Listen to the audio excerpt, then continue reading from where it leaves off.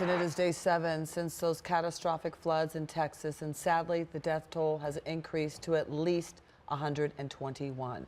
And with more than 170 people still missing, that number is likely to go higher. More than 2,000 responders on the ground in Kerr County helping with the search for those victims. That includes teams from right here in Northeast Ohio. To New Mexico now, where historic flash flooding left hundreds of homes damaged. You can see some of the devastation left behind there. Debris piled more than 15 feet high in some areas. Officials there now concerned about the potential for more rain tomorrow, which could make an already difficult situation much worse. New video from High Point, North Carolina shows several cars submerged in water on Wednesday when a powerful thunderstorm moved right in. At least 2 people were rescued from, 24 people rather, I should say, were rescued from water-related emergencies in that area.